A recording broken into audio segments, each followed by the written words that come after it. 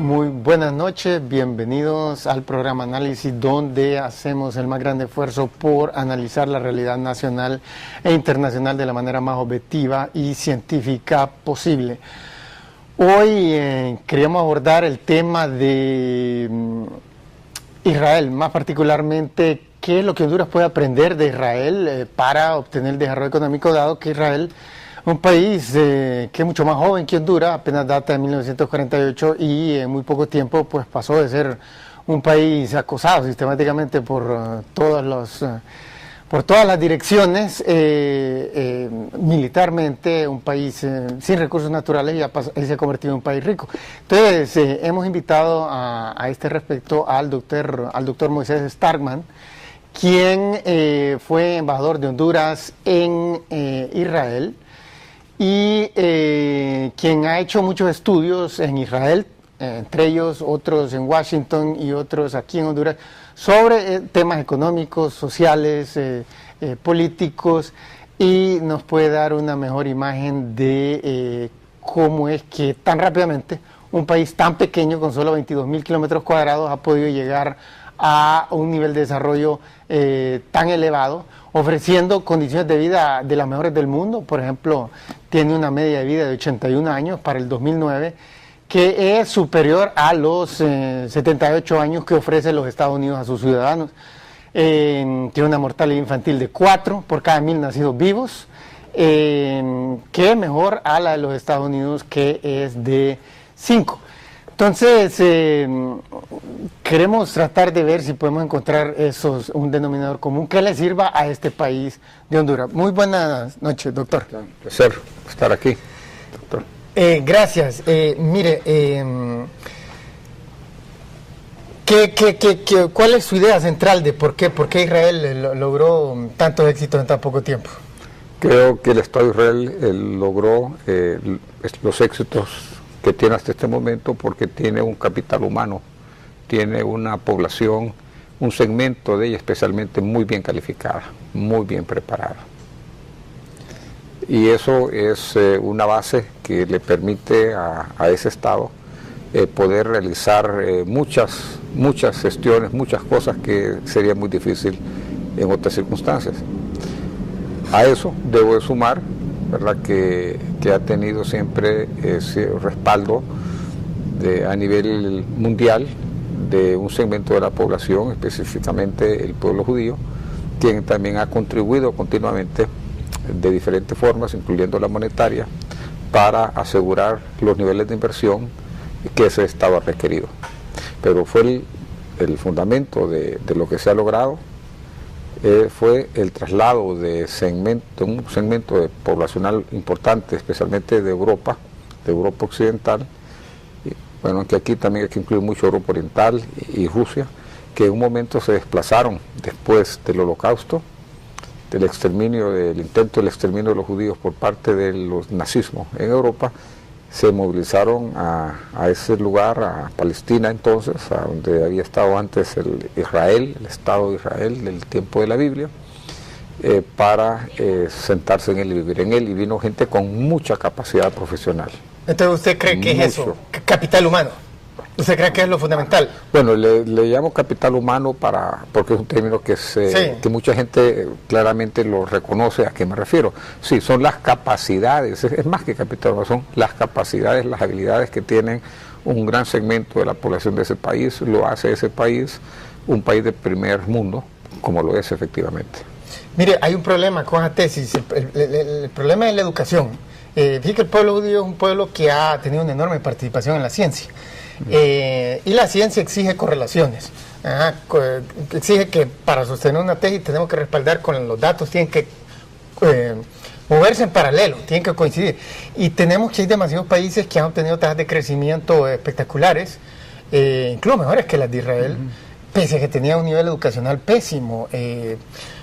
Qué sé yo, pues, hay tantos. Podemos hablar de, por ejemplo, Botswana en la década de los 70. Creció a 15% anual y tenía el peor nivel educacional del mundo entero. ¿Me entiende? Y no recibió dinero de nadie.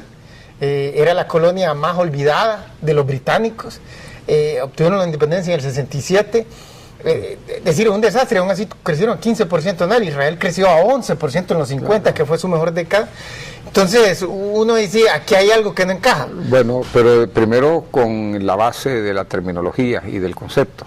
Nosotros no estamos hablando fundamentalmente de crecimiento económico, sino de desarrollo de un país. No, pero si no hay rápido crecimiento económico, no hay desarrollo humano. Usted necesita tener crecimiento económico para tener un desarrollo humano sostenible, pero usted puede tener un crecimiento económico y no tener un desarrollo humano.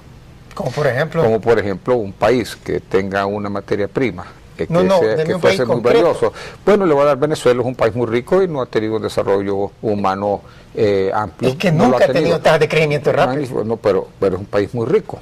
Es un país muy rico, es un país que si usted viene y toma los ingresos que percibe por el petróleo, usted dice, caramba, es un país tan rico que no lo ha sabido usar. No, pero usted tiene países árabes, tiene muchos países árabes, tiene Arabia Saudita, tiene muchos recursos, usted tiene países como el mismo Qatar, el mismo Kuwait. Nigeria, el más grande exportador de petróleo en África Negra y es mucho más pobre que Honduras. Sí, bueno, o sea, tener petróleo. Pero depende cómo usted mide. Pero miramos que Nigeria jamás ha tenido tasas de crecimiento rápido. Si usted mide pobreza a través de los métodos tradicionales, en donde le dicen cuál es el Producto Interno Bruto y lo dividimos entre la población y ahí vamos a sacar que eso ha sido la forma tradicional, lógico, entonces un país como eso la gente debería tener mucho más ingresos que el que tiene.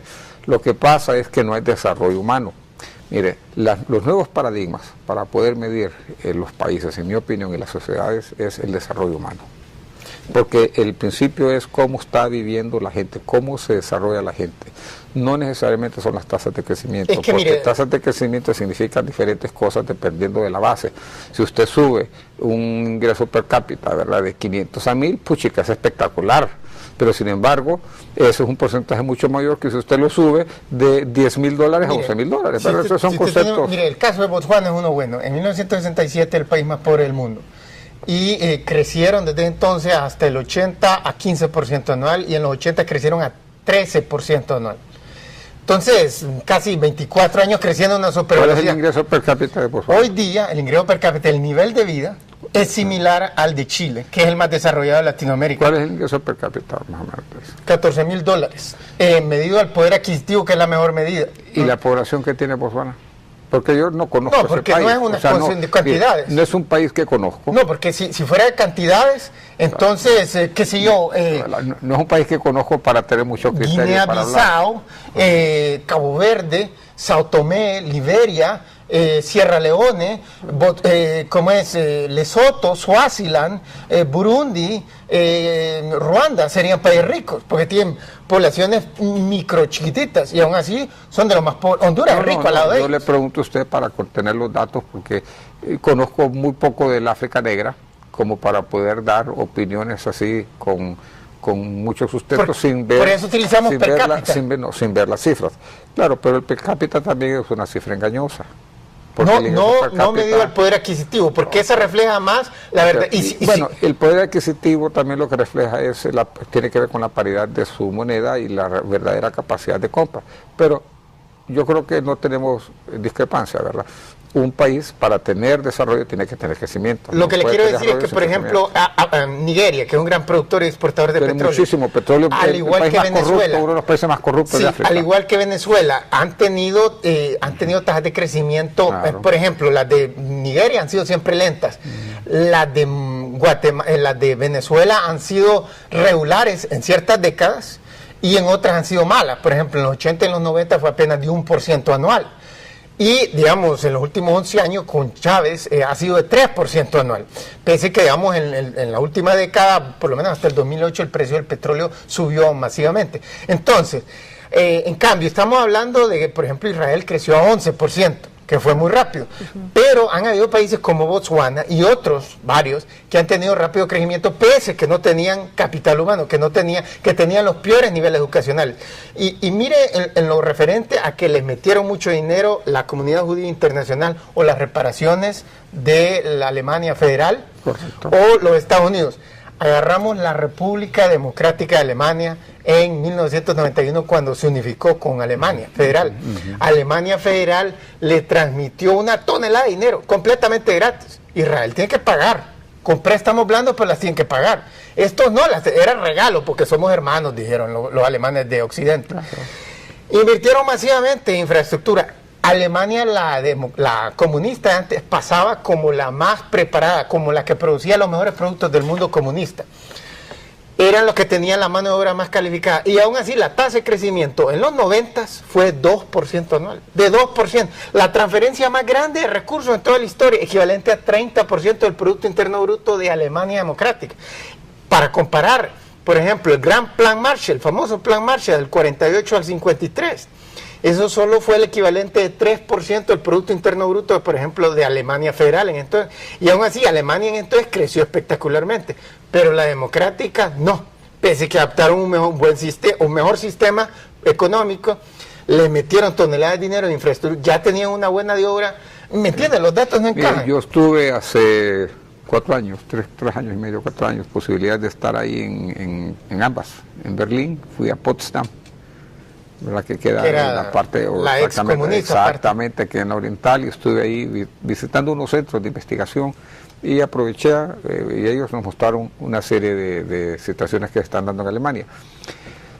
Y yo entiendo su planteamiento. Los datos tienen que encajar. Claro, tiene que encajar, pero todo tiene un motivo, y donde sí es que no siempre el motivo es el mismo, ¿verdad? No siempre los motivos son los mismos. Cada sociedad se da dentro de un contexto diferente, un contexto diferenciado. Así que, y esa es la única forma que se puede ver, porque usted no puede replicar un esquema, un modelo que se ha dado en un lugar como Singapur, por ejemplo. Es muy difícil que venga y que se dé acá. Singapur es uno de los puntos estratégicos, de los puntos de tránsito, igual que el Canal de Panamá. Igual que el Canal de Suez, pero Egipto nunca ha tenido rápido crecimiento económico. Sí, pero... Y es igual de pobre que Guatemala en este momento. Pero yo le diría que Singapur es todavía más importante. Ah, no, el Canal de Suez, y desde 1869 abrieron el canal, sí, claro, y todavía es un país pobre. Así es, pero la importancia de Singapur, claro, pero no le quita que la importancia de Singapur ha sido fundamental por esa ubicación geográfica y por ser el punto, casi la puerta para llegar a la China. Bueno, entonces Malasia y Indonesia también serían ricos. Indonesia es pobrecísimo, más pobre que Honduras. Pero no tanto Malasia. No, es que algunas sociedades han logrado aprovechar ciertas ventajas. Ahí está, entonces es lo que tenemos que averiguar. Entonces, ¿por qué uno sí, como Israel? Por eso vamos, en diferentes contextos. Claro que sí. Y para todos hay razones y hay motivos. Pero esas tesis tradicionales de que con educación vamos a salir adelante no encajan. Bueno, son bonitas, pero no encajan. Ayer conversaba con algunas personas, he conversado a través del tiempo con varias personas. Yo también creo, soy de los que comparto, quizás estemos de acuerdo en esto, no sé, de que la educación no basta.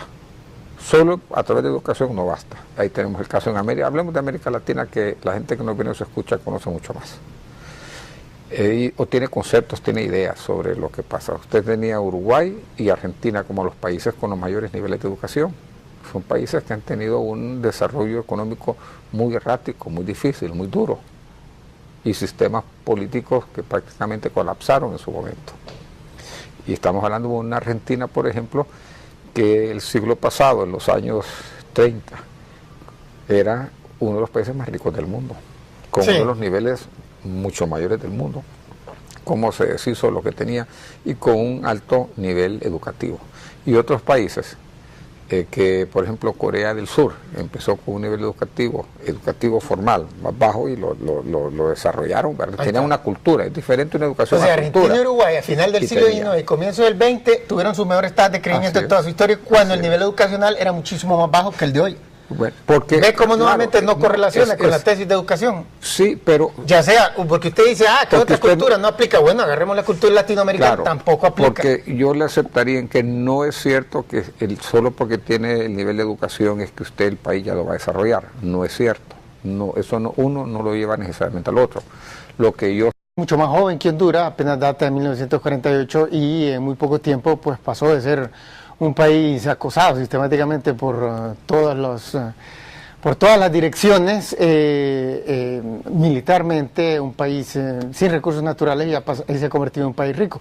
Entonces, hemos invitado a este respecto al doctor Moisés Starkman, quien fue embajador de Honduras en Israel y quien ha hecho muchos estudios en Israel, entre ellos otros en Washington y otros aquí en Honduras, sobre temas económicos, sociales, políticos, y nos puede dar una mejor imagen de cómo es que tan rápidamente un país tan pequeño, con solo 22.000 kilómetros cuadrados, ha podido llegar a un nivel de desarrollo tan elevado, ofreciendo condiciones de vida de las mejores del mundo. Por ejemplo, tiene una media de vida de 81 años para el 2009, que es superior a los 78 años que ofrece los Estados Unidos a sus ciudadanos.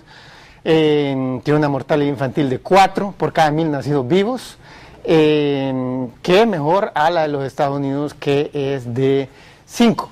Entonces, queremos tratar de ver si podemos encontrar un denominador común que le sirva a este país de Honduras. Muy buenas noches, doctor. Un placer estar aquí, doctor. Gracias.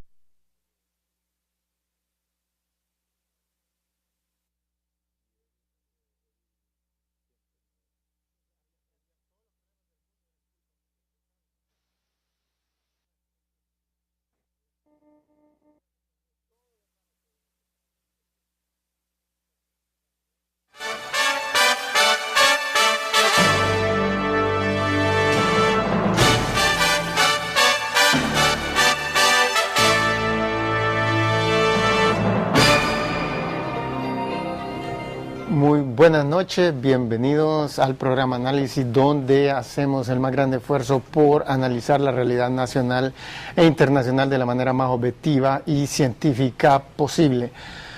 Hoy queríamos abordar el tema de Israel, más particularmente qué es lo que Honduras puede aprender de Israel para obtener el desarrollo económico, dado que Israel es un país que